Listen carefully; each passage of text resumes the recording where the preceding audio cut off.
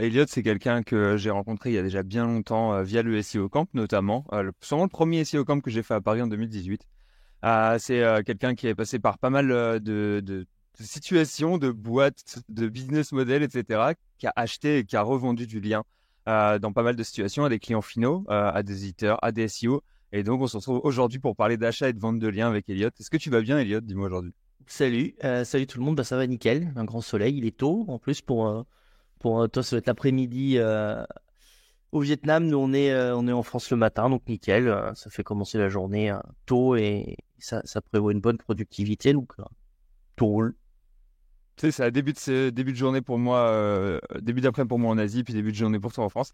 Euh, Écoute, histoire de rentrer un peu directement dans le vif du sujet, toi, alors qu'il est dans l'achat et dans la vente de liens, est-ce que tu as plus acheté ou est-ce que tu as plus vendu du lien? Est-ce que tu as plus été un intermédiaire entre les plateformes et les clients? Quelle a été la chose que tu as le plus pratiquée, on va dire, dans le marché du lien? Alors en volume aujourd'hui j'ai plus acheté pardon que vendu. Euh, j'ai plutôt été un intermédiaire. On a essayé de monter une plateforme de liens, ce qui était une monumentale erreur, dans le sens où il faut tout de suite commencer avec un volume de site qui est un peu important. Et ça se crée, ça met du temps à se créer. Et sinon, on a beaucoup été intermédiaire en achetant sur les plateformes et en conseillant les clients. On a eu plusieurs modes de fonctionnement. Un, c'était de faire mettre la CB aux clients sur des plateformes, de leur faire créer un compte, de mettre la CB. Moi, je rentre en contact avec la plateforme et on avait des tarifs plus ou moins préférentiels avec des petites remises parce que j'amenais plusieurs clients. Euh, Ça a été un premier mode de fonctionnement. Après, on a plutôt fait de l'achat-revente parce que je me suis aperçu que je donnais beaucoup aux clients et après, il se débrouillait un peu tout seul ou il allait expliquer à une autre agence ou à un autre prestataire comment je faisais. Et voilà, il passait un an avec nous puis il se débrouillait tout seul après. Donc après, on a plutôt fait de l'achat-revente, ce qui est pas top en compta ni pour les ratios des boîtes en termes de rentabilité parce que c'est plutôt dans le conseil que tu vas gagner, pas trop dans l'achat-revente du lien. Il y a déjà un intermédiaire au milieu, donc c'est déjà compliqué de marger. Et puis sur la fin, on a monté notre propre réseau de sites, donc on arrivait à répondre à des clients, mais tu as un client dans l'automobile, tu peux lui vendre 4-5 liens. Après, tu es à poil, il faut que tu ailles chercher ailleurs. Donc le fait de pas déclarer sur quelle plateforme tu vas, ça fait que tu deviens un peu une mini plateforme et tu vas te sourcer à droite à gauche aux éditeurs en direct. Après tu sais qui est fort dans quel ou quel théma. T'as les vendeurs connus type Cédric Valérian où là tu vas te sourcer, tu peux aller te sourcer en direct. Et puis après tu connais un petit peu les astuces. Donc voilà, on a vraiment commencé Ouais, je vais dire, pour le coup, conseil. tu es vraiment passé par toutes les étapes quoi, du business, autant que ça soit au niveau de l'achat, de la vente, de l'intermédiaire, etc., quoi. Le gros avantage de nous au bout de 15 ans, c'est qu'on a à peu près fait toutes les conneries qu'on pouvait faire dans tous les domaines. Donc toutes les erreurs qu'on a pu faire, vous pouvez nous les demander, on les connaît. Ouais, donc on est passé à peu près par toutes les étapes. Et le meilleur modèle quand même, à part avoir sa propre plateforme et son propre réseau de sites, et pour moi le full level du niveau, c'est vraiment d'aller te sourcer partout, mais de pas déclarer à ton client de garder ta méthode pour toi quand même, quoi. De pas aller déclarer au client pourquoi tu achètes tel ou tel lien. Et puis il y a quand même de la marge à faire parce que quand tu as acheté beaucoup sur une plateforme ou auprès d'un éditeur, il te fait des remises qui ferait pas un client en direct. Donc tu peux quand même accepter de dire bah ce lien le client l'aurait payé je sais pas 100 euros parce que lui, il n'y a pas de volume. Moi, on me l'a fait à 80, je sais pas, à 70, 80. Je le revends 100 et quelques, tu vois. J'ai pas besoin de faire de C'est marrant bénéfice. parce que c'est une technique que j'ai un peu utilisée personnellement récemment, notamment. Il y a des gens qui m'ont demandé leur avis sur des services où ils produisaient du lien. Genre, bah écoute, je veux bien que tu m'envoies un ou deux liens histoire que je vois, tu vois ce que ça va donner. Et ensuite, c'était des liens test, entre guillemets, que j'allais refacturer au client. Je les facturais en général à 50% du lien, du prix tarifaire ou des trucs comme ça parce que c'était ce qui m'avait été offert. Mais je me dis, écoute, ça bénéficie au client, tant mieux, quoi, autant en profiter. Et du coup, toi, le format que tu préfères, on va dire, dans ce format-là, ça serait le format où le client il te file un budget, on va dire, imaginons 1000 euros par mois, et toi, tu vas gérer ton budget comme tu le sens pour lui proposer 1000 euros de valeur, on va dire, avec en faisant ta propre popote maison, quoi. Ouais, complètement. Et je réestime le prix des liens. C'est-à-dire que c'est pas parce que j'ai acheté un lien 15 euros ou 20 euros, si je juge que il vaut plus, bah, je peux le valoriser plus au client. Et si j'ai réussi à moi à le trouver à 15 euros, que j'ai produit un contenu de qualité, que le lien est bien positionné parce que c'est mon savoir-faire, que la page est bien maillée en interne, bah peut-être qu'il se retrouve à, je donne vraiment des grandeurs, hein, allez pas me traiter d'escroc, mais il se retrouve peut-être à 100 euros au lieu d'être à 20, 25 ou 15, j'en sais rien, parce que voilà, il y a quand même le contenu, bah un contenu, alors maintenant les contenus sont sous-valorisés, mais un contenu c'est quand même 20, 30 euros. On peut dire ce qu'on veut, voilà, il faut quand même le relire, le travailler et tout. Faut mettre quelques images dedans, il faut avoir des liens, ce qu'on appelle diluants ou sortants. Il faut bien placer le lien, il faut choisir l'encre. Donc tout ça, quand même, tu as un savoir-faire qu'il faut valoriser. Et ça, on l'a vraiment sous-valorisé au début, où on disait, bon, il y a un lien, on fait telle marge dessus, point quoi. Et en réalité, non, tu Ouais. peux sur le même site avoir un lien qui pousse et un lien qui pousse pas, ou qui pousse moins, parce que tu n'as pas demandé à l'éditeur cette histoire de maillage interne, tu l'as pas prévu toi dans ton contenu. Et effectivement, quand tu livres à l'éditeur un contenu qui est déjà maillé vers d'autres pages de son site, et que tu lui dis, ouais, est-ce que tu pourrais me faire 2 liens en interne, bah, il n'a aucune raison de refuser, tu vois. Le contenu est de qualité, tu lui livres pas du chat GPT, fais-moi un truc comme si tu étais un expert SEO sur tel sujet, un article tout pourri, aucun lien, tu vois, aucun truc sortant, pas d'image, rien. Donc bah forcément que l'éditeur est moins enclin à faire bien le job, quoi. Ouais, au final, tu vends vraiment le netlinking comme un package global à sa valeur, plutôt que comme une prestation, genre on va marger à 10% sur chacun des liens. Ce que je Ouais. pense être le bon modèle, hein. Beaucoup des entrepreneurs disent qu'il faut vendre basé sur la valeur que tu délivres, beaucoup plus que sur des systèmes, on va dire, de forfait et des systèmes à l'heure, parce qu'en fait, c'est pas forcément les systèmes les plus optimisés en termes de facturation. Mais ce qui pose, Vas-y. excuse, je t'interromps, ce qui pose un autre souci, c'est que c'est lié à moi qui décide la valeur. Donc, c'est-à-dire que le jour où je mets un collaborateur dessus, bah, il a peut-être pas la même approche. Et après, c'est toujours discutable parce que c'est ma valeur à moi. Et un confrère pourrait dire, ouais, là, t'as dit que ça valait 150 balles, tu rigoles, ça en vaut que 80, tu vois, j'en sais rien. Donc, c'est le meilleur modèle, effectivement, toi, en tant que vendeur et qu'agence, parce que bah, c'est là où tu valorises quand même ton savoir-faire. Mais, c'est discutable, quoi. Ouais. Après, ça dépend toujours de est-ce que tu arrives à avoir des bons rankings pour le budget donné et est-ce que quelqu'un aurait pu faire. Parce qu'en fait, il y a toujours la question de si quelqu'un peut. En effet, si quelqu'un peut faire 2 fois mieux avec le même budget, bon, bah, tu as peut-être été un peu fort au niveau de la valeur que tu avais estimée. Mais à l'inverse, si quelqu'un n'arrive pas forcément à faire la même chose avec le même budget, bah, en fait, ta valeur était juste, quoi. Mais C'est une question la, la- de client. la vraie question est là, en fait, c'est est-ce que quelqu'un peut faire mieux avec le même budget? Parce que faire comme toi Mm. ou faire mieux, c'est pas vraiment un enjeu aujourd'hui avec toutes les plateformes, tous les liens qui existent, tous les outils d'analyse. L'enjeu, il n'est pas d'arriver au résultat, il est est-ce qu'avec le même budget ou 2 fois moins de budget, tu aurais réussi à avoir les mêmes résultats, voire mieux, quoi. C'est ça le vrai enjeu, en fait. Ouais, ouais, ouais, bah, je suis 100% d'accord avec ça. C'est intéressant parce qu'en fait, souvent, on parle d'achat de lien en disant ah ouais, ce lien il est bon, ce lien il pousse pas, etc. Bon, moi, je pense déjà que tous les liens poussent d'une certaine manière, hein. Ils poussent juste plus ou moins, tu vois, finalement. Et ensuite, il y a la question de bah ouais, mais en fait, on parle de prix du PageRank à l'euro, tu vois. En fait, pour chaque euro investi, il faut que tu aies le maximum de PageRank et pas forcément que tu aies le plus de PageRank possible immédiatement, tu vois. Parce qu'en fait, les gens vont parler d'acheter un lien à 50, 100, 200 euros. Mais finalement, c'est plus une question de PageRank par prix et par voilà, acheter le PageRank au kilo, comme auraient dit certaines personnes dans l'achat de biens, quoi. Complètement, ouais.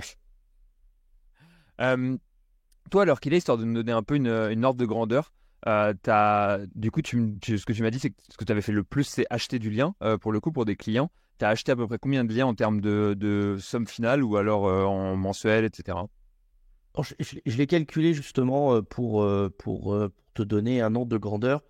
Euh, les années où on vendait beaucoup, parce qu'il y a eu des périodes en fait où c'est un peu, tu sais, un côté, comme je fais et le commercial et la production, il y a un peu un côté, bah, quand c'est le moment que ça me plaît de faire des liens, bah, j'en vends, et puis quand c'est un peu moins le moment, je tombe sur, ça s'est toujours à peu près bien goupillé, quoi. Je tombais sur des clients qui avaient besoin de liens, c'était le moment où ça me plaisait, et puis quand il y avait des côtés plus stratégiques.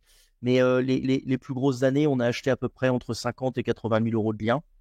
Ce qui peut paraître énorme, mais en fait, qui ne l'est pas non plus. Alors, faut relativiser, on n'est pas une agence de 10 personnes, hein. On a été au meilleur on est 3 associés, au meilleur des années, on a eu 1 ou 2 collaborateurs, donc on a toujours été une petite agence de 3 à 5 personnes. Donc, ça peut paraître beaucoup.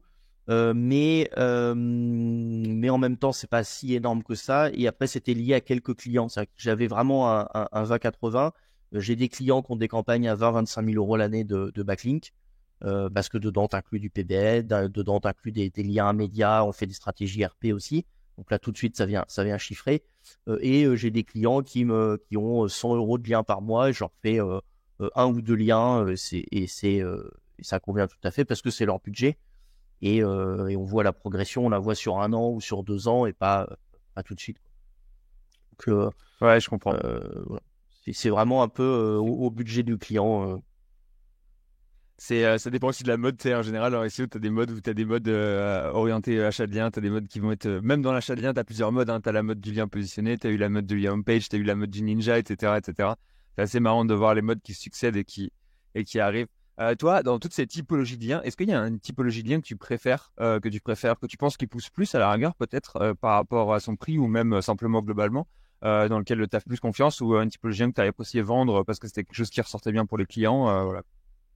Alors, il y a plusieurs réponses à ça. Je pense pas qu'il y ait une typologie de lien qui pousse plus. Je pense qu'il y a une stratégie globale qui pousse plus. C'est-à-dire une compilation de plusieurs types de liens dans un ordre précis qui fait que tu arrives à maximiser cet apport de PageRank. Si tu n'as que du petit lien, ça marche pas. Si tu n'as que du forum, ça marche pas. Si tu n'as que le ninja linking de manière globale ou du web profil, ça marche pas. Si tu n'as que des gros liens médias, ça marche pas. C'est voilà, au début, on sait qu'il faut du RD pour atteindre les top 20, top 30, donc du petit lien de l'annuaire ou du truc pas thématique convient très bien. Typiquement pour les cités du Linkuma. Ou du e-référeur. Alors, je vais dire du e-référeur à 10 ou 20 euros, mais c'est mentir parce qu'il y a des trucs qui valent largement une centaine d'euros ailleurs qui sont vendus 10-15 euros sur e-référeur. Donc, faut savoir les dénicher, mais je veux dire, voilà, je vais mentir parce qu'il y a des liens qui ne valent vraiment pas 10 balles dedans.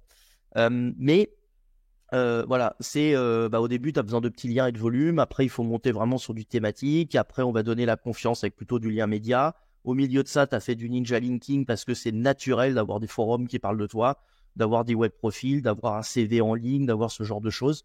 Il n'y a aucun problème. Tu es le CEO d'une boîte, ouais, tu as 3-4 CV en ligne, tu as 2-3 web profils TEDx, je sais pas quoi, ton profil Quant, ton profil machin, où tu as tes liens dessus. Donc c'est plutôt à ça que je crois. Après, moi, la confiance, c'est je pense qu'on a vraiment passé une crise en tant qu'éditeur là il y a 2 ans, qui sont liées à une succession de choses. On commence par la chute d'une plateforme et on finit par l'arrivée de l'IA et un enchaînement d'éditeurs qui ont fait n'importe quoi. Donc on a vraiment un manque de beaux spots aujourd'hui sur l'achat de liens. Donc mon côté sécuritaire, c'est de me dire, quand tu fais appel à une plateforme qui a son propre réseau, tu as quand même, tu vois, un peu à la Linksgarden, à la Netlinking, même à la Linkuma, tu as quand même un peu moins de risque que l'éditeur fasse n'importe quoi ou stoppe son métier derrière. Parce que l'éditeur qui arrête, il ne revend pas forcément son site. Des fois, son site va tomber à l'expiration. Il est racheté par des vrais spammers type du chinois, de l'indien ou autre. Et là, tu perds ton lien à proprement parler. Donc c'est plutôt le côté sécuritaire du lien que je mettais vraiment en avant. Est-ce qu'il va au moins durer 2-3 ans? Au-delà, c'est quand même compliqué de dire ouais, est-ce que mon lien reste à vie? Ça n'existe pas. Mais est-ce que mon lien va au moins être là 2-3 ans? Tu vois, c'est vraiment maintenant le truc que j'ai mis en premier. Tu vois, tu achètes à des vendeurs en direct type Valérian ou Cédric. Ouais, tu sais que le truc va rester, quoi. À moins qu'il fasse faillite et qu'il coule la grenouille, il n'y a aucune raison. Tu les contactes, ils vont te dire ah, celui-là il a sauté parce qu'il y a tel problème, je te le remplace par celui-là ou je t'en remets un.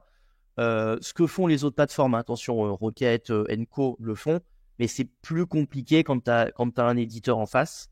Voilà, c'est pour moi l'analyse aujourd'hui que j'ai. Donc deux réponses. Un, c'est est-ce que mon lien est sécure ou pas? Et de toute façon, sur un forum, il n'est pas sécure. Il peut se faire modérer du jour au lendemain. C'est pour ça que les liens forum, tu peux les vendre jusqu'à une certaine valeur parce que ça a pris du temps et de la compétence pour le mettre en place. Parce qu'il faut un vrai savoir-faire. Tu vois, il y a Samuel qui en fait beaucoup. Il faut un vrai savoir-faire de ninja linking. Mais au final, il faut garder en tête que ça peut se faire modérer, ça peut sauter, tu peux te faire dénoncer. Voilà. Comme un blog peut sauter parce que l'éditeur arrête. Clairement. Ouais. C'est super intéressant ce que tu dis. Il y a plusieurs points qui sont intéressants.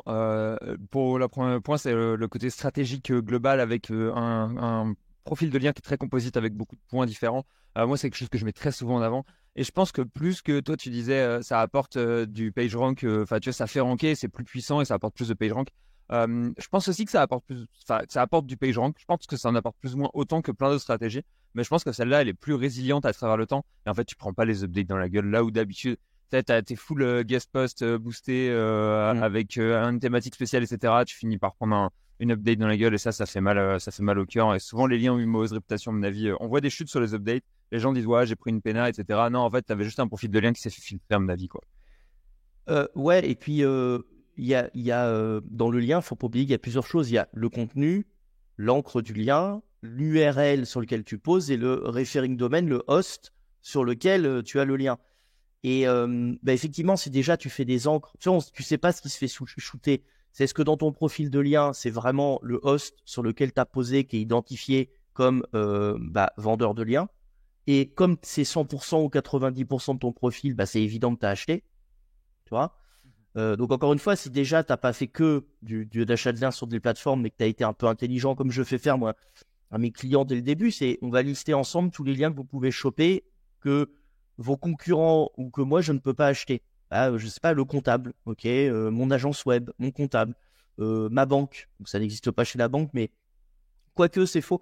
J'ai réussi à avoir des clients qui pesaient fort dans des banques sur des témoignages. Et sous le témoignage, il y avait un lien vers le site. On a réussi aussi à avoir des liens chez Microsoft et Cisco quand on achetait un client qui achetait des systèmes de visioconférence à plusieurs centaines de milliers d'euros parce qu'il équipait plein de sites.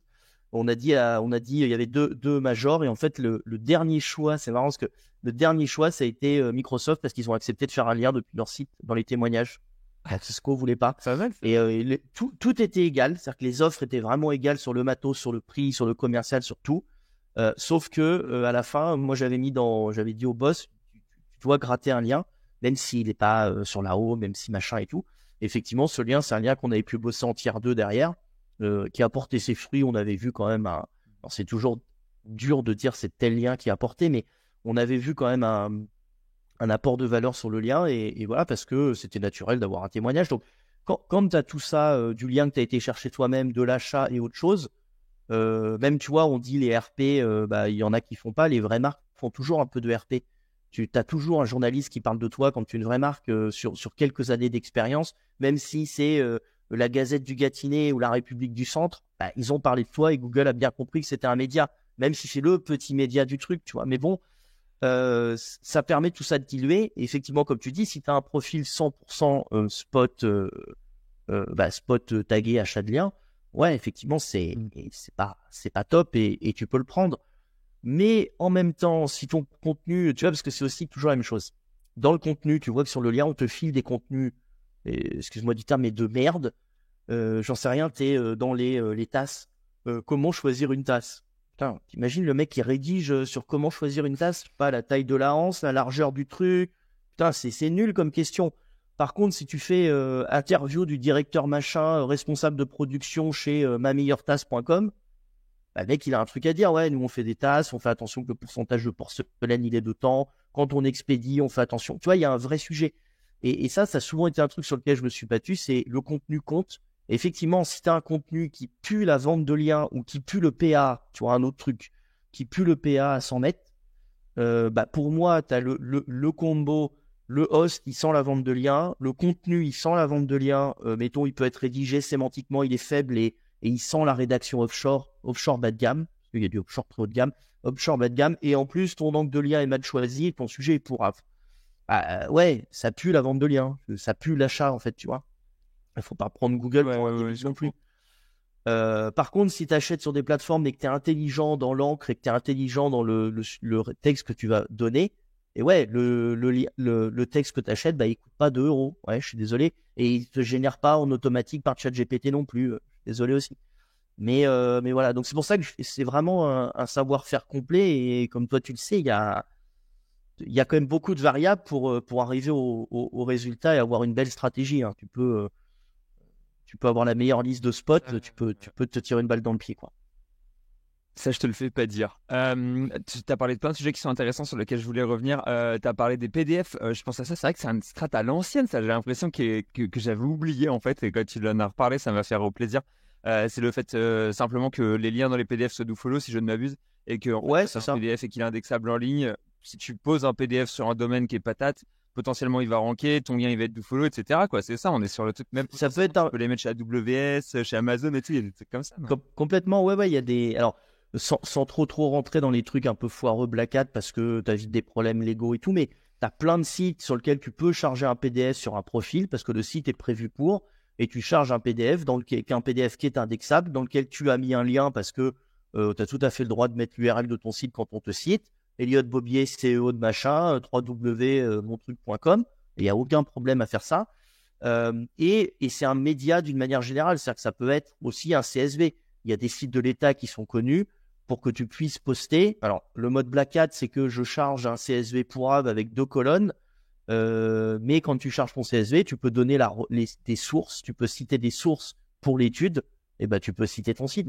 Alors, ce qui est vraiment malin, si tu veux pousser le truc, c'est que tu fais une vraie étude sur ton site, tu as une URL qui est bien maillée en interne, parce que le maillage interne est... Pour moi, quand on parle de netlinking, il y a, ok, netlinking, c'est la consonance extérieure, mais on induit tout de suite le maillage interne parce que tu peux linker une page, choper énormément de pages rank. Si elle rediffuse pas en interne, bah en fait, tu as une bulle de page rank qui se crée et puis ça sert à rien, quoi. Et donc, tu peux créer cette étude sur ta page. Tu vas poster des études à droite à gauche, des CSV, des PDF, ce que tu veux, et tu linkes vers cette page d'études. Et là, on peut pas te reprocher grand-chose, quoi. C'est nickel, franchement. C'est trop marrant parce que ça aussi, c'est une strat dont j'avais entendu parler et que j'ai pas encore exécuté et que j'aimerais bien étudier à C4. Et ça me fait dire qu'en fait, alors qu'il est, il y a personne en France qui propose du. Donc, on a des vendeurs de liens à plus savoir qu'en faire. Je crois que c'est le premier métier en France alors qu'il est. Hein. Mais je sais pas, il n'y a pas de vendeur de liens qui fasse du lien PDF CSV. Et c'est un peu dommage parce que c'est le genre de typologie de lien que j'aimerais bien acheter un de ces quatre. Si voilà, il y a quelqu'un qui écoute cette vidéo et qui a envie de lancer un service de vente de liens CSV, PDF sur des études nationales, etc. N'hésitez surtout pas à le Alors, faire. je vais te répondre. Je pense que c'est à l'agence SEO de le faire. Et Ok. tu vois, on en parlait avec Jackie et avec d'autres, mais on parlait de la différence entre une plateforme et une agence web, puisque l'agence web rêve d'être plateforme et la plateforme rêve d'être agence web. C'est un peu ce que je constate, c'est que tu sais, on dit que comment dire, le steward se prend pour, ou le mec qui balaye à l'aéroport se prend pour une hôtesse de l'air, l'hôtesse de l'air se prend pour le pilote et le pilote se prend pour Dieu. Tu as toujours envie d'avoir une strate au-dessus. Et je pense que ça, c'est vraiment à l'agence SEO de le faire, parce qu'en plus, si tu veux bien le faire, ça va dans une strate globale parce que ton étude, si elle est bien travaillée, t'en fais des infographies qui te servent à faire de la RP aussi. Mhm. Tu prends un service, par exemple, comme GetFluence. GetFluence a beaucoup bossé là-dessus. Tu peux arriver chez GetFluence avec des stratégies RP, avec voici mon infographie, où est-ce qu'on pourrait la mettre. Ils vont bosser avec toi. Alors, c'est pas des liens à 100 euros, effectivement, mais ils vont bosser avec toi pour te trouver des beaux médias qui vont pousser. Eux, ils appellent ça de l'influence. Ça reste de la vente de liens, mais c'est vrai que c'est de l'influence en plus. Et j'ai du mal à voir comment un service, alors en mode Black Hat ou en mode je t'amène des liens comme ça, ça peut tout à fait se faire. Mais moi, je pense que c'est vraiment à l'agence d'aller conseiller le client. Et il n'y a pas que le client, mais tu vois, typiquement la négo avec Microsoft pour trouver un lien, je ne sais même plus s'il y a encore, tu vois, ça fait quelques années. Tu n'as vraiment que l'équipe interne qui peut le faire. Tu vois, Non, mais appeler ton comptable. Tu vois, appeler ton comptable, appeler ton prestataire de service pour dire écoute, il y a un truc qui se passe comme ça, moi je pourrais te faire un lien. Tu vois, j'ai vu aussi des clients acheter des liens pour leur partenaire, parce que le deal c'était bah, toi cabinet, tu me fais un lien, puis moi j'en achète un pour envoyer vers cette page-là. Cool, tu vois. Mais je suis d'accord avec toi, il y a pas de service à proprement parler qui le fait, mais je pense que ça rentre dans le Puis ça serait, conseil, tu vois. ça serait faisable. Je suis d'accord, ça serait faisable. Je suis aussi d'accord sur le fait que c'est le rôle de l'agence de faire notamment le conseil au niveau des fournisseurs, des clients, etc. De, tu sais, faire du netlinking, le netlinking de relations premières, on va dire, le netlinking business pur et dur qui est le meilleur à mon avis. Hein, je suis d'accord avec toi là-dessus. Euh, sur l'aspect lien un peu plus custom comme ça, PDF, CSV, moi je pense qu'en vrai il pourrait y avoir un service qui le fasse. Dans le sens où on sait qu'il y a des services qui font de l'IFOP, par exemple, qui est pourtant un peu le Oui, truc oui. qu'on aurait dit de base, qui est vraiment cœur de métier, qu'on ne pourrait pas déléguer, etc., etc. Et pourtant, certains ont réussi à le déléguer, à l'industrialiser, donc assez fort là-dessus. Ouais, c'est Il y a plusieurs notions qui sont intéressantes que tu as abordées aussi, sur lesquelles j'aimerais bien revenir. Tu as parlé d'ancrage, et je voulais savoir, c'est quoi ta vision sur l'ancrage, toi, alors qu'il est? Qu'est-ce que tu aimes comme encre? C'est quoi les pourcentages d'encre que tu as en tête, etc., etc. C'est quoi ta manière d'ancrer? Assez simplement. Alors simplement, j'ai pas de. Alors j'ai un chiffre qui m'a été donné il y a très très longtemps par quelqu'un qui avait beaucoup bossé dans le netlinking, qui était ce fameux 11-12%, qui est un peu le seuil maximal que j'ai vu dans les SERP sur de l'encre exacte. D'une manière globale, c'est-à-dire que vous pouvez me sortir un site qui a 50% d'encre exacte et qui rentre très bien et qui s'est pas encore fait shooter. Oui, ça existe. Mais globalement, ceux qui restent premiers dans le temps, tu as un espèce de 10-12% maximum d'encre exacte. Après, ça dépend vraiment des SERP. Je ne l'ai pas regardé depuis longtemps, mais la SERP CBD, ils étaient tous à 8-10%. Et tu avais d'autres SERP où ils étaient à 1 ou 2%. Faut faire attention parce que si les 3 derniers prix Nobel mangent du chocolat, c'est pas en mangeant du chocolat que tu viens prix Nobel. Donc peut-être qu'il y a une SERP où les mecs sont pas énervés, donc tu es à 3% d'encre exacte, mais si tu arrives avec 10, tu es quand même le meilleur. C'est juste que les mecs se sont pas énervés, où il n'y a pas d'agence SEO, il n'y a pas de référenceurs, de vrais spécialistes dans le netlinking. Donc je prends ça en compte et j'essaye de le dépasser, d'être toujours sur la version haute, mais en gardant un peu ce plafond de verre de 10%, 10-12 qui m'est resté, en me disant voilà. Je me précipite jamais sur les encres exactes parce que je pense que c'est quand même un flag compliqué parce que personne ne dit allez voir ce service de plombier Paris. Alors déjà, quand je dis encre exacte, c'est toujours avec des mots-clés de moins de 3 lettres autour et c'est la vraie requête. Je me rappelle de quelqu'un qui a acheté des liens sur une plateforme il y a quelques années, devis agent sécurité Paris. Non, c'est un devis pour un agent de sécurité à Paris. Ou devis agent sécurité chantier Paris. Non, c'est un agent de sécurité pour un chantier à Paris ou pour sécuriser un chantier à Paris. Ça, c'est déjà exact en fait. Il y en a qui disent que c'est semi-exact. Déjà dans le vocabulaire, on n'a pas tous le même truc. Et moi, vraiment, l'encre exacte qui veut rien dire et qui est le mot-clé SEMrush ou qui est le mot-clé remonté, je bannis, je ne veux pas en entendre parler de ce truc-là. Sauf pour des méthodes purement black hat où je sais que mon site peut sauter. Et tu vois, sur mon business de t-shirt à l'époque, évidemment que je l'ai fait avec les angles dégueulasses. Parce que je m'en suis le site sauté, je pleurais pas quoi.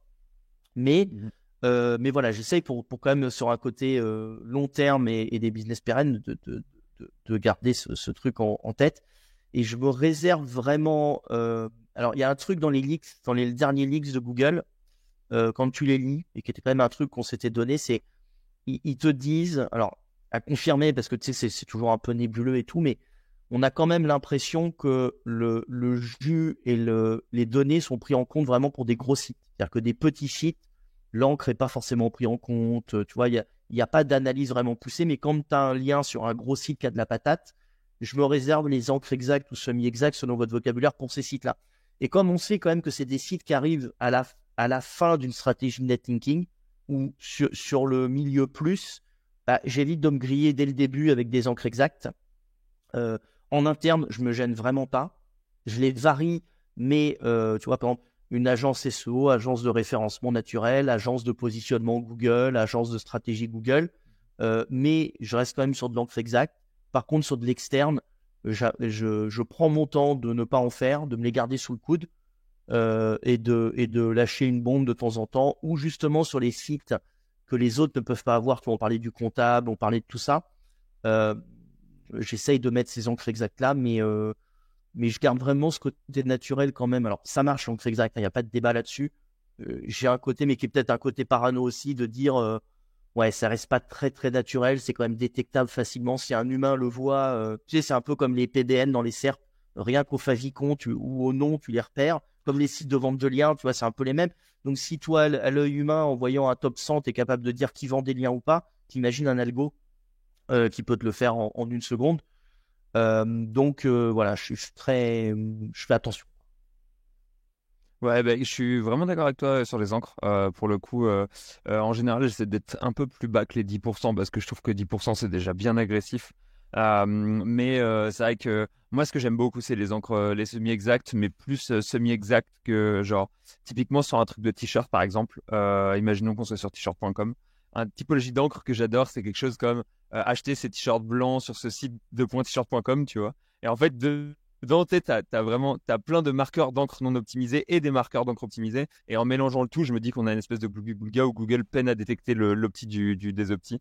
Ouais, Et sinon, je suis assez d'accord aussi. J'ai tendance à mettre beaucoup de non-opti au début et ensuite à commencer à lâcher des petites bombes. Et Et au début aussi sur des encres, sur du deep linking, j'hésite pas de temps en temps à foutre une petite, voilà, un petit truc histoire de me dire, voir comment ça réagit et de partir sur des bonnes bases et Google voit de quoi est-ce qu'on parle depuis le début. Mais Ouais, complètement. les optis au début en général, histoire de laver quoi. Il est pas idiot. De t-shirts, acheter ce t-shirt ou acheter les meilleurs t-shirts ou acheter les t-shirts blancs pour hommes ou acheter des t-shirts dans toutes les tailles. C'est beaucoup de la longue traîne, hein, c'est des mots-clés longue traîne que tu peux baser dedans, il y a t-shirt. Par contre, un truc, si je peux te donner un gros tips que j'ai remarqué qui fonctionne bien, c'est que même si tu mets pas une encre exacte, si le mot-clé que tu vises est juste à côté de ton encre, dans un périmètre en pixels autour, alors, que je peux pas dire parce que c'est vraiment du gros pifomètre, mais si t'as cette encre autour, tu vas être genre sur ce site de t-shirt 2.3w monbeautshirt.com, bah parce que ta t-shirt collé à l'encre, il comprend quand même de quoi on parle, tu vois.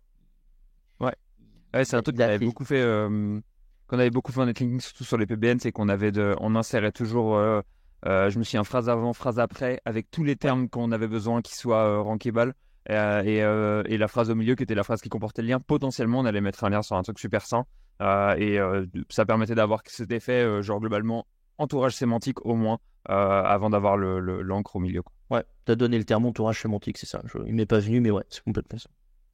Bingo. Tout à l'heure, tu parlais de faire du relinking sur le domaine de Microsoft ou Cisco. Toi, alors qu'il est, c'est une pratique que tu incorpores régulièrement dans tes manières de linker ou pas tant que ça? Pour quel type de cas tu fais du relinking et pour quel type de cas t'en fais pas, etc. Alors, j'en fais tout le temps. C'est juste où est-ce qu'on en est dans la stratégie, parce que ça a quand même un coût qu'il faut pas oublier. On est quand même là pour maximiser comme tu l'as dit, hein, le prix, l'euro PageRank, donc si on peut l'appeler comme ça, quoi. Tu vois, donc au début, si tu es au tout début d'une stratégie, bon, bah déjà, tu fais de l'annuaire, tu fais des choses comme ça, t'es pas limité, tu peux acheter des petits annuaires à 10 balles, 15 balles, 20 balles, des petits liens, c'est pas le problème. Et après, à un moment donné, quand soit tu chopes des liens vraiment naturels, type des médias ou de la presse, j'aime bien les remettre un petit peu. Quand des liens sont vraiment beaux, mais un petit peu vieux, ça peut être intéressant aussi d'en remettre. Sur des liens médias, comme on sait qu'ils descendent très très vite dans l'arborescence, bah, tu peux aussi en remettre. Et quand tu as acheté à peu près tous les liens sur certaines thémas dans ta thématique, ce qui arrive quand même sur du B2B, moi ça m'arrive sur de l'industriel. Sur de l'industriel, bah, tu achètes vite tout. Tu vois, genre sur des machines-outils, des choses comme ça. Tu as rapidement fait le tour de tous les liens de tout le monde. Bah, en fait, tu n'as plus que le relinking. Et là, tu peux être moins thématique quand tu fais du lien relinking que quand tu fais du lien direct sur ton monosite, quoi. En parlant Ok. En parlant de thématique, toi, alors qu'il est, c'est plutôt quelqu'un qui va privilégier le lien thématisé ou le lien généraliste ou un peu des deux, ou est-ce que tu as une préférence entre les deux? Je fais le généraliste juste pour pas tomber dans l'anomalie statistique, c'est-à-dire d'avoir que des liens pile poil très thématiques. Mais j'ai horreur du généraliste, c'est un truc qui m'insupporte, même pour la vente de liens. Il y en a qui ont fait beaucoup d'argent avec du généraliste parce qu'ils pouvaient te coller maison, travaux, astrologie, casino et banque. C'est un truc qui m'a toujours fait mal au cœur. Mais ça se fait. Donc moi, je le fais vraiment parce que dans les profils, en fait, j'analyse vraiment, je me prends un pool de concurrents et je regarde vraiment leur profil de lien. Et je regarde vraiment comment ils ont fait, comment font les angles, comment font leur site, quelle est la stratégie. Et de là, j'en déduis, tu sais, je déduis celui qui est dans le top 3 ou ceux qui sont dans le top 3 et qui y restent depuis longtemps et ceux qui ont une forte croissance. Et je regarde un peu comment ils fonctionnent. Et souvent, bah, on voit que sur des STERP, bah, il y a beaucoup de généralistes, il n'y en a pas beaucoup. Alors, c'est pas parce que, encore une fois, tu vois, il y a des SERP de crado où ils font que du généraliste parce que c'est quand même des liens qui coûtent moins cher. Bah écoute, ça passe très bien. Donc, c'est pas parce que tout le monde fait comme ça qu'il faut surtout pas faire autrement. Mais ça te permet aussi, en fouillant un peu, tu peux voir est-ce que derrière il y a une agence. Moi, je sais par exemple, souvent les gros sites avec des footprints, on essaye de voir si elles ont été citées sur des agences web ou des agences SEO. Parce que ça fait un peu comme les brevets Google. Quand tu sais qui est l'agence, tu sais un peu quel est le référenceur derrière, tu sais comment ils bossent, donc tu te dis ouais, ok, eux ils ont un peu telle méthode, ils ont fait comme ça. Et ça permet de savoir comment ça fonctionne. Mais j'essaie de pas faire tout le temps du tout optimisé comme mes contenus. Il y a des fois, je poste des contenus pas optimisés. C'est-à-dire que volontairement, des contenus qui sont pas du tout SEO, des contenus qui sont un peu des fables, ou qui sont des biographies, ou qui pourraient être des poèmes. Tu vois, j'ai déjà posté des poèmes avec du lien. Juste en dessous, l'auteur, c'était le boss de la boîte qui avait écrit un poème sur un site. Et le truc était pas du tout thématique. Il était dans la thématique art, alors qu'on était dans le business. Tu vois. C'est Euh, c'est trop marrant que tu me dises ça parce que j'ai vu plein de. Ouais. En fait, à l'époque où on faisait beaucoup de liens en casino, on avait. Il y a un moment où c'était donc avant l'IA et c'était encore nos rédacteurs internes qui rédigeaient chacun des articles qu'on postait sur le PBN. Et du coup, il y a un moment où ils en pouvaient plus en fait de bombarder sur le casino encore et encore et encore et encore. Et donc on avait un peu de côté. ça doit être l'enfer. Ah, ça doit être. Mais vraiment, on parle de dizaines d'articles tous les jours, 10 articles sur les mêmes mots-clés encore et encore et encore. Donc, assez insupportable.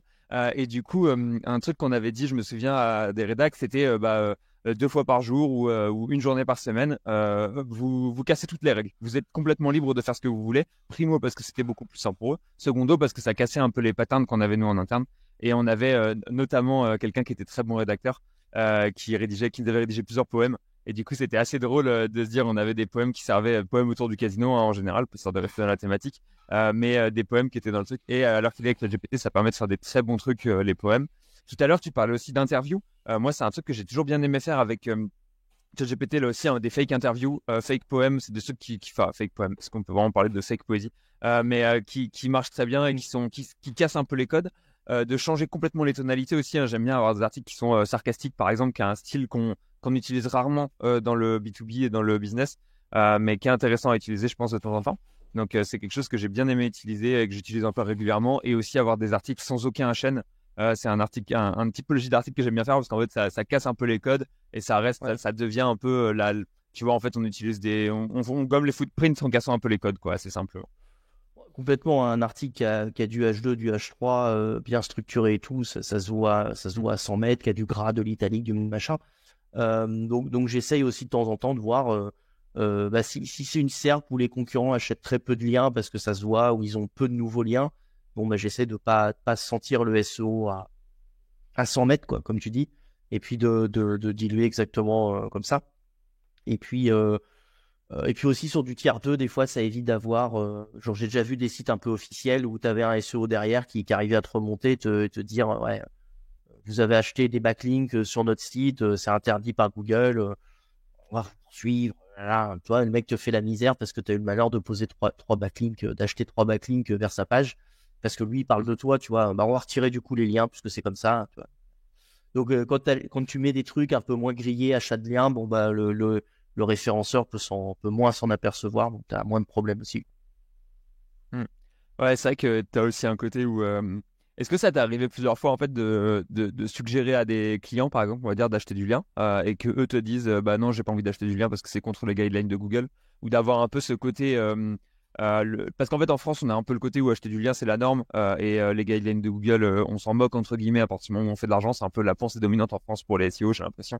Ce qui n'est pas forcément le cas outre-Atlantique, ni même outre-Manche d'ailleurs. Et est-ce que toi, du coup, tu as eu un peu ce côté où en fait des clients souhaitaient pas avoir cette méthode-là parce qu'ils pensaient que c'était trop risqué ou des choses comme ça? Moi, alors qu'il est, tous les clients que j'ai en général, ils sont soit trop low level en SEO pour comprendre ça, trop high level, tu vois, il y a un peu j'ai pas l'entre-deux.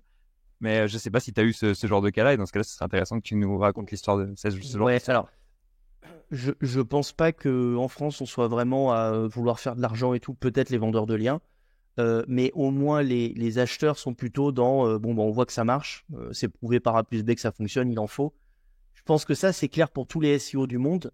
C'est juste qu'on n'a pas la meilleure manière de faire. En France, comme on est, je pense, beaucoup plus avancé sur les outils SEO, on a des plateformes où on peut acheter. Aux États-Unis, ils ont vraiment cette mentalité de dire je fais un contenu extraordinaire je vais recevoir des liens. Mais ça marche dans les deux sens. C'est-à-dire que le fait de dire je fais un contenu extraordinaire, on va me faire des liens, ça marche parce que d'autres blogueurs créent des contenus extraordinaires qui font des liens aux autres. En France, vu qu'on n'a pas cette mentalité-là, ça se fait pas. C'est-à-dire que toi, tu peux créer le plus beau contenu du monde en France. Il y a très peu de blogueurs qui vont te renvoyer et te dire ah ouais, comme moi justement, je suis en train de créer tel contenu, je t'envoie un lien. Comme ça marche pas dans les deux sens, c'est un peu comme sur le marché, si tu es le seul à vendre, il n'y a pas de théorie des échanges comparatifs et tout ce que tu veux, tu vois, économiquement, c'est pauvre. Là, c'est un peu pareil. Moi, j'ai eu des clients qui étaient tellement chiants sur le type de lien, parce qu'il y avait des problématiques légales et marketing, que j'ai dit non, je préfère pas en faire, parce qu'il y avait tout le temps un problème. Le nom du site n'allait pas, la couleur du site n'allait pas, tu vois, le texte, il fallait qu'il passe 20 validations et tout. On a eu un client dans le ravalement de façade, c'était un enfer. Il voulait relire tous les contenus, il voulait tout vérifier et tout.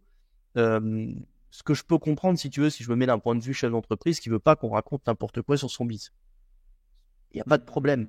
Mais à un moment donné, c'est quand même des liens, c'est quand même des sites de vente de liens. Il y a peu de chances qu'un client réel aille dessus. C'est pour les moteurs, c'est pas pour le, tu vois. Ouais. Donc voilà, c'est quand même l'impact est quand même limité. Donc voilà, mais j'ai eu ça comme cas de client. Pour des problématiques légales, c'était compliqué. Et j'ai eu beaucoup de SEO in-house, quelques SEO in-house qui ont bossé, qui ont dit moi je fais pas de lien, c'est trop risqué, je veux pas que ça me soit reproché. Donc théorise d'achat de liens. Par contre, ils étaient tous très malins. Donc en fait, c'était vraiment ce côté de je sais que les liens ça marche, mais il faut pas acheter. Du coup, comment on fait? Tu vois?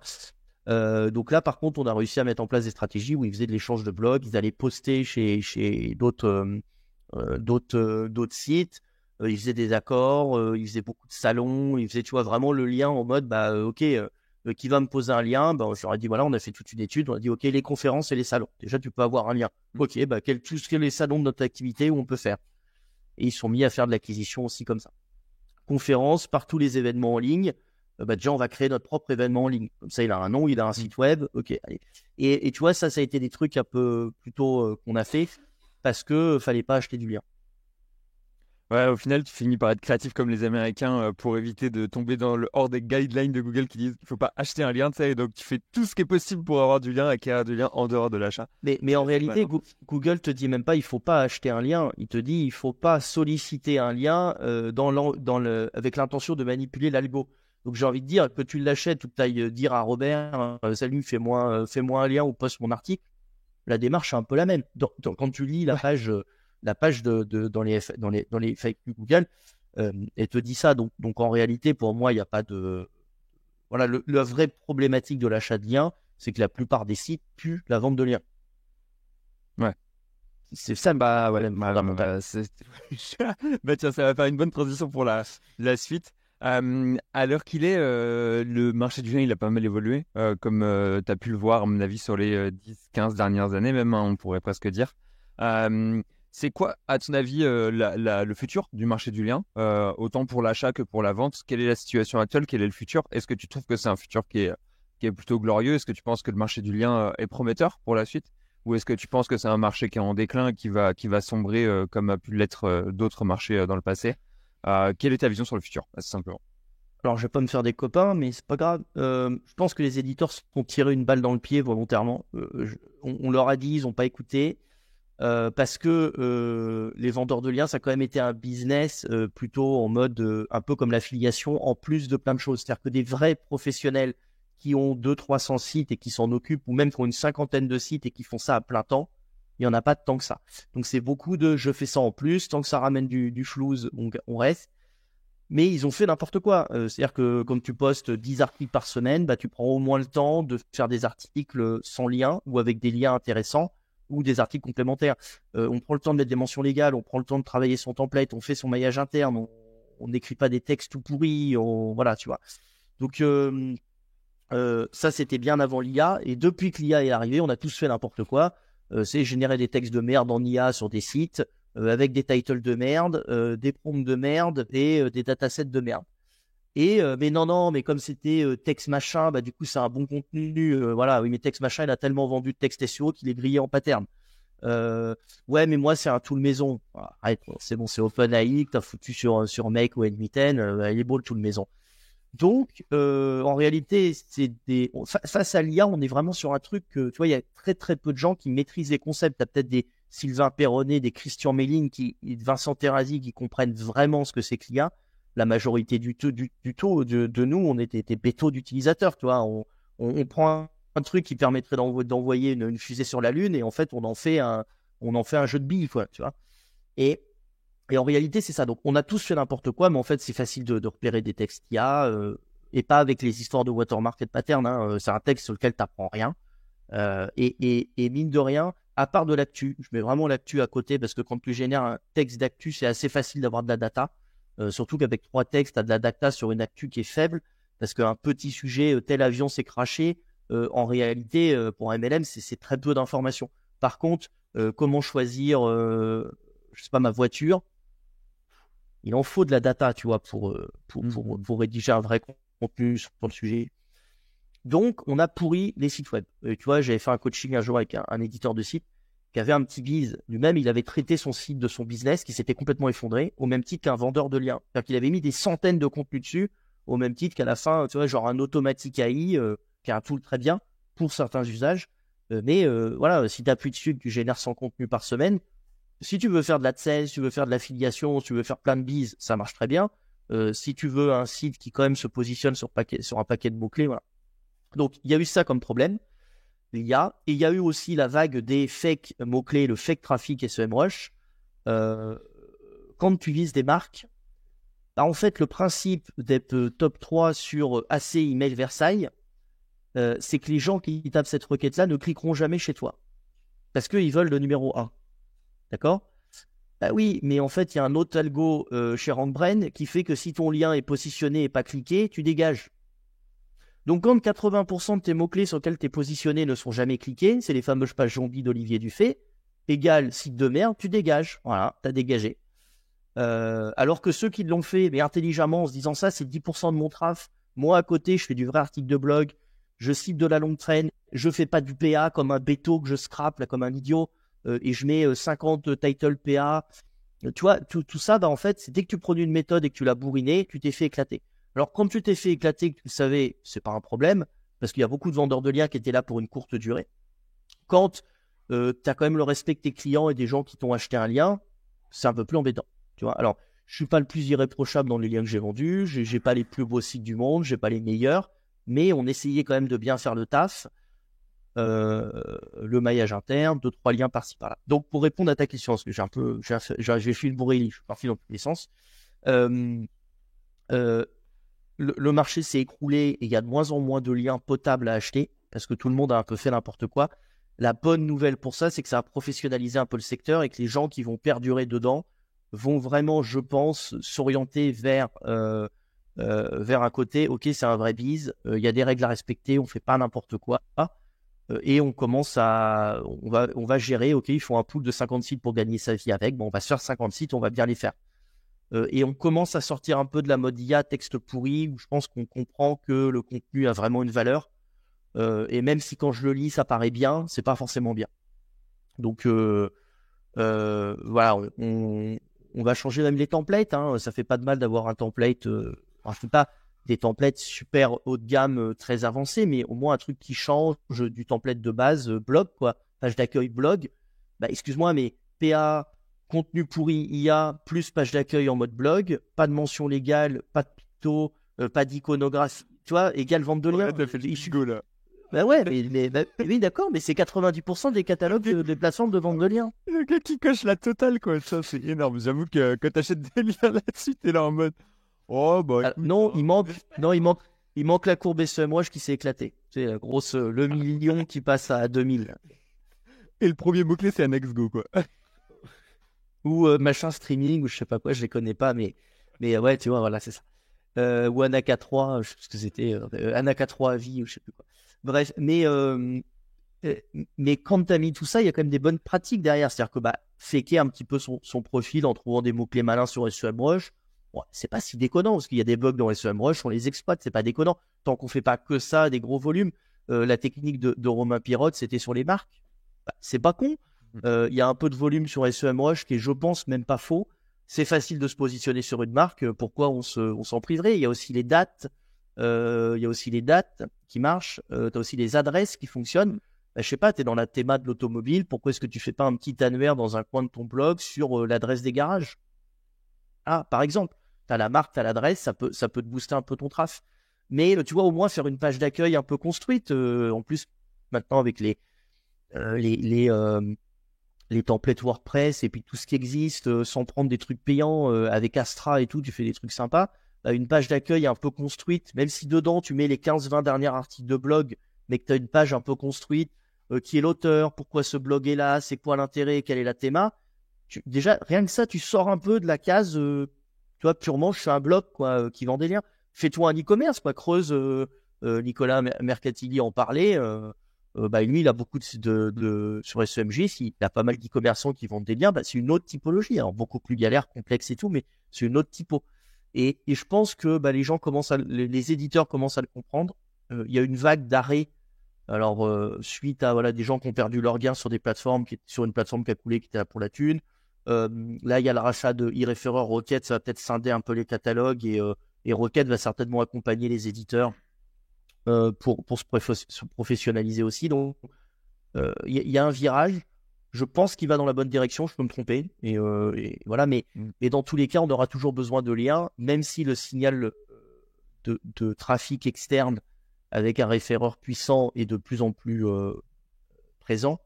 On a toujours besoin de backlink pour arriver en top 10 ou en top 20. Et après, on peut activer ce côté trafic. Mais je vois pas comment Google on peut perdre ce lien. Par contre, là où les gens disent ouais, le netlinking, le lien, ça marche de moins en moins, je pense que ça marche de moins en moins parce que les spots sont de plus en plus pourris. Ou alors il faut commencer à y mettre des 400-500 euros pour arriver à trouver des spots qu'on trouvait à 50-60 euros avant. Et une chose que j'ai pas précisé, c'est pas parce que la courbe SEMrush s'écroule sur les plateformes que le site est pourri. C'est peut-être juste qu'avant il avait des mots-clés qui faisaient des millions, mais qu'en réalité il est positionné sur plein de petits mots-clés qui ont des volumes SEMrush de 50, 100, mais qui sont très intéressants pour votre théma. Et c'est pas parce qu'une courbe s'écroule que tant qu'elle fait pas vraiment zéro et qu'il n'y a plus rien de positionné, faut creuser un peu. Mais du coup, c'est un temps en plus. Tu vois, nous on a développé des scripts pour analyser ça, pour être capable de dissocier le site qui a perdu du trafic parce que il y a des mots-clés qui ont été perdus et qui ne nous intéressaient pas. Et j'ai encore du ranking de non, j'ai tout perdu, je me fais éclater. Ouais, 100% d'accord. Bah écoute, c'est super intéressant ce que tu nous dis là. À la rigueur, je vais finir sur une dernière question qui va être quel conseil est-ce que tu donnerais à des vendeurs de liens qui souhaiteraient pérenniser leur business et le professionnaliser juste avant de passer là-dessus? Je donnerais le mien parce qu'en fait, tu as donné des éléments qui sont super intéressants et je pense que de plus en plus, Google, il a un peu cette vision. Il veut pas que les gens qui soient sur Internet, c'est-à-dire autant les affiliés que les vendeurs de liens, par exemple, cherche à aller prendre des rankings sans avoir un vrai business qui soit derrière. Il veut que les gens soient des professionnels, je crois. Et donc, ce que je dirais à la rigueur aux vendeurs de liens, c'est que si vous souhaitez faire du vente de liens votre business premier, prenez un business second, en fait, qui va être un peu le prétexte de votre site. Et je trouve que faire un e-com avec un espèce de petit drop, en fait, ça légitime ton site à mort. Essayer de ranker sur quelques termes en affi, ça fera du bien à ton site, à ton trafic. Et en fait, ça t'emmène dans la bonne direction, dans une direction de SEO. Qui est intéressante. Même si tu fais du lead gen ou que tu fais un faux site d'agence, etc., c'est toujours bon à prendre, je pense. Et c'est toujours un bon truc. Ça te permet de montrer patte blanche à Google comme quoi tu as une légitimité au-delà de la vente de liens et d'avoir un blog. Parce qu'alors qu'il est en fait plus grand monde a de blog, les gens font du blogging sur Instagram ou sur Twitter plus qu'ils ne le font sur des blogs. Alors, je te rejoins complètement. Moi, je le présente d'une autre manière. C'est de dire, vous générez du trafic quand même si c'est pas le sujet premier de la vente de liens, mais à la fin, c'est tellement devenu annexe au trafic qu'on n'en parlait même plus. Le vrai trafic, je parle pas le SEMrush, le trafic d'être humain sur ton site. Mais en réalité, quand tu fais du blog et humain, il a dit. Tu devrais avoir des vrais gens qui viennent sur ton site parce que tu as des positions et parce que tu as du bon contenu. Et en réalité, moi, je le présentais en mode, c'est idiot de passer à côté de capter des mails. Parce que voilà, tu mets, même si tu prends une page sur System.io sur la marketplace, que tu mets une offre dans un menu et que tu fais la promotion et quelques bannières, effectivement, comme tu dis, tu as raison d'être là. Et tu sais, il y a eu souvent une polémique avec AdSense. Alors, à la fin, c'était devenu n'importe quoi parce que les mecs installaient SiteKit et ils mettaient AdSense sur le maximum plus gagner beaucoup d'argent. Du coup, le truc, tu sais, c'est la forêt, la jungle, là, comme sur les médias pour arriver à trouver ton contenu. Alors ça pourrit votre site, mais mettre un petit peu d'ads et gagner 10 balles par mois ou 5 balles par mois, parce que c'est ce que tu gagnes avec AdSense sur des petits volumes, ça paye ton nom de domaine, ça te paye un contenu par mois, ça te paye un truc. Voilà, c'est toujours ça de prix. Ne serait-ce que payer l'hébergement et le nom de domaine, déjà avec AdSense, c'est banco, t'as pas de frais pour la vente de liens. Google le comprend en disant, ok, il est là pour ça. Tu sais, ça me fait un peu penser aux vendeurs de formation ou coach qui te disent, mais pourquoi tu es là? Ah, moi, je suis là parce que j'en ai marre de voir que les coachs ne gagnent pas leur vie. Non, t'es là pour le pognon, comme tout le monde, tu vois. T'es là pour gagner de l'argent et avoir un business. T'es pas là pour aider les gens, tu vois, ça n'existe pas, quoi.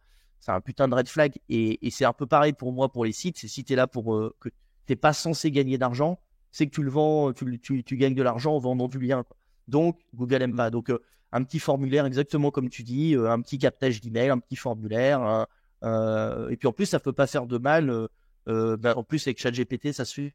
Et bien maintenant, tu as d'autres IA qui sont plus développés pour le code, mais il faut être un peu plus, faut maîtriser un petit peu plus, générer des petits simulateurs, tu vois, du moment que l'internaute il rentre un chiffre et il fait un petit select ou deux, ça fait une action. Donc c'est pas con de faire des, tu vois, t'es sur la santé, les simulateurs un AK3 ou comme j'aime ou ce genre de truc, tu peux l'exporter, l'importer. Voilà, ça donne un truc en plus. Tu fais ton affil, tu vas pas gagner. Il faut pas du tout penser que tu vas être à Dubaï demain, propriétaire d'un immeuble, mais tu peux allonger un peu la sauce. Et comme tu dis, ça donne un peu. Donc, pour répondre à ta question, si j'avais un conseil à donner, c'est de le prendre comme un vrai métier. Non, poster un contenu pourri. Alors, j'en ai beaucoup contre l'IA, oui et non, parce que tu peux faire des choses magnifiques, mais c'est la manière dont elle a été utilisée dans la rédaction de contenu SEO. Avant que ça soit de l'offshore bas de gamme, ou j'ai envie de dire maintenant de l'IA bas de gamme, pour moi c'est le même combat, mais jeter un contenu comme ça sans réfléchir, avec un lien foutu n'importe comment, ou publier bêtement le contenu qu'on t'a donné, c'est pas parce que ton client est non sachant ou que l'acheteur en a rien à foutre que tu dois en avoir rien à foutre. Moi, il y a souvent que je retape les contenus qu'on me donne, je retouche le lien, je propose même au client en disant voilà, vous m'avez mis tel an, c'est un peu bête parce qu'on pourrait faire tel truc.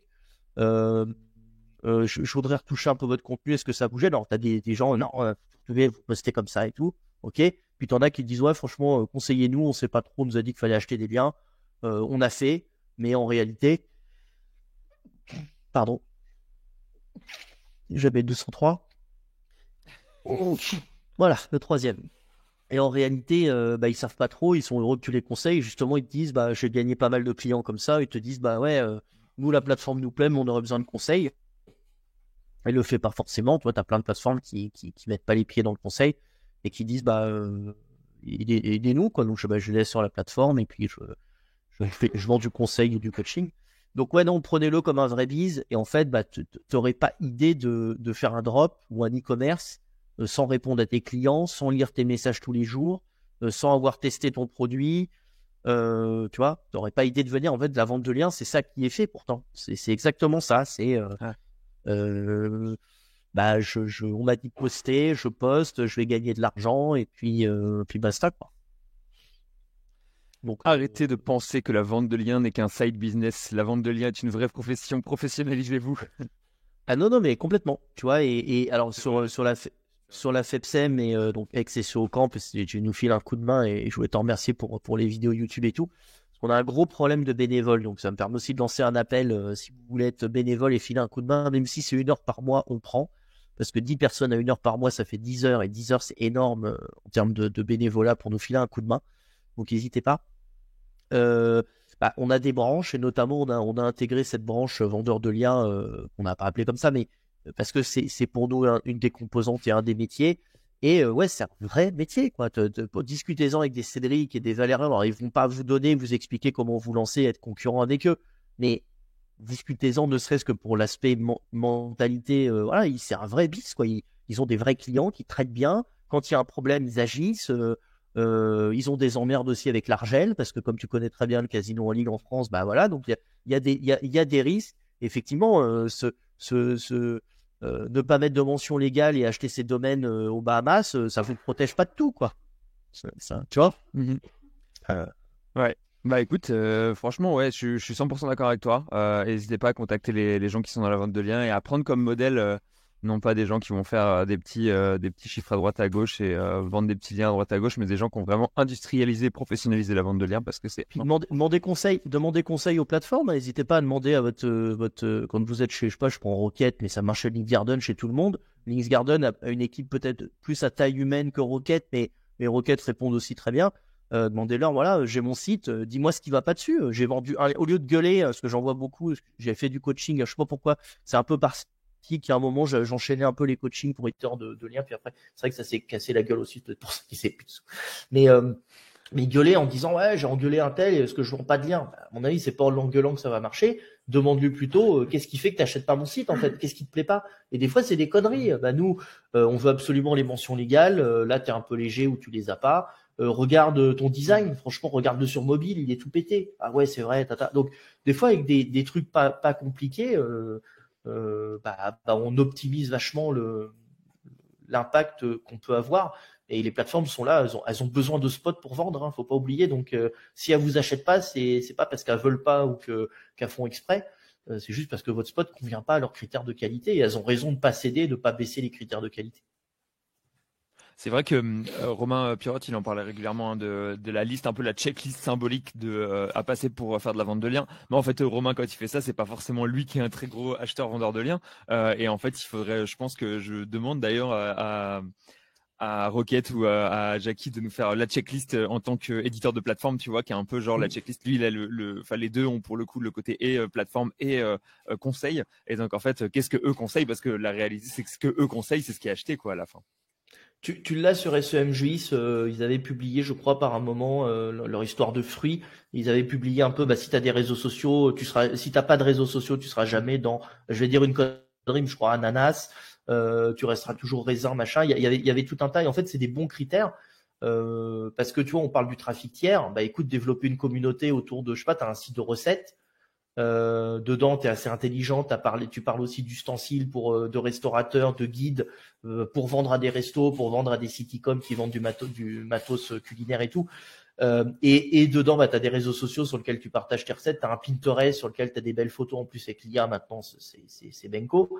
Mais voilà, oui, ça prend plus de temps. Je suis désolé, ça prend pas une minute de jeter ton article n'importe comment en vrac. Ouais, c'est peut-être 1 heure, le temps de poster sur les réseaux, de faire ton pin, ton machin. Ouais, c'est peut-être 1 heure, mais voilà, on a trop pris comme le business un peu vache à lait, parce que oui, c'est vrai que ça a été vache à lait. T'imagines, t'actives en auto publication sur les plateformes, tu fais quai ta courbe SEMrush, et c'est vrai que tu pourrais faire 10-15 ventes par jour en automatique.